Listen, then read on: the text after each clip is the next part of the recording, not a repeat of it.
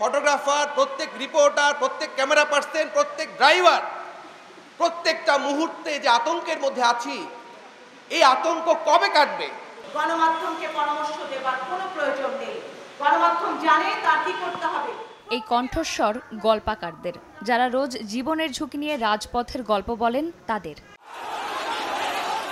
কোটা সংস্কার আন্দোলনে পেশাগত দায়িত্ব পালন করার সময় কখনো পুলিশ, কখনো আন্দোলনকারীদের তোপের মুখে পড়তে হচ্ছে গণমাধ্যম কর্মীদের। শুধু তাই নয়, মৃত্যুর কোলে ঢলে পড়ে বিদায় নিয়েছেন 4 সাংবাদিক। আহত হওয়া সাংবাদিকের সংখ্যাটাও কম নয়। বিভিন্ন জায়গায় গেলেন, বিভিন্ন নেতাকর্মীরা গেলেন, কেউ তো গেল না, সাংবাদিকের বাসায় কেউ গেল না। অস্ত্র বের করে আমার কপালে এখানে তাক করে রাখে। কোনো পক্ষের হামলার যেন শিকার টার্গেটটা আমরা না হই।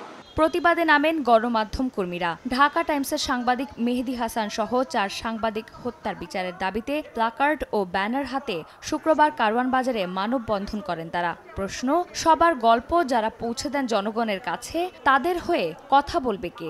আমরা শুধু চাই নিরাপত্তা, সেই নিরাপত্তাও কিন্তু আমরা রাষ্ট্রের কাছ থেকে পাইনি। কেন আপনি আমাকে দালাল কিংবা আন্দোলনকারী বলবেন? আমি তো কোনোটি হব না দেখেই এই প্রফেশনে এসেছিলাম, এই সাংবাদিকতায় এসেছিলাম, কিন্তু আপনারা কেউই আমাদেরকে কাছে টেনে নেননি। সমাবেশে বক্তারা বলেন, সাংবাদিকরা কোনো পক্ষের হয়ে কাজ করে না। পেশাগত দায়িত্ব পালনের সময় সাংবাদিকরা প্রতিনিয়ত হামলার শিকার হচ্ছেন। বস্তুনিষ্ঠ সাংবাদিকতার জন্য প্রয়োজন নিরাপত্তা। আপনারা যখন সমাজের এই দর্পণ বলে সাংবাদিকদের বলছেন এবং তার সাথে সাথে তাদের জায়গাটাকেও অনিরাপদ করে দিচ্ছেন।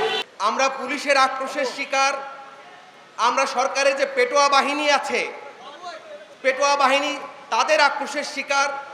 মানে আমরা আসলে কোথায় যাব? আমাদের নিরাপত্তা দেবে কে? দ্রুত নিহত সাংবাদিকদের হত্যার বিচার না হলে একসময় বস্তুনিষ্ঠ সাংবাদিকতা হারাবে বিশ্বাসযোগ্যতা। চন্দ্রিমা চৌধুরী, সময় সংবাদ, ঢাকা।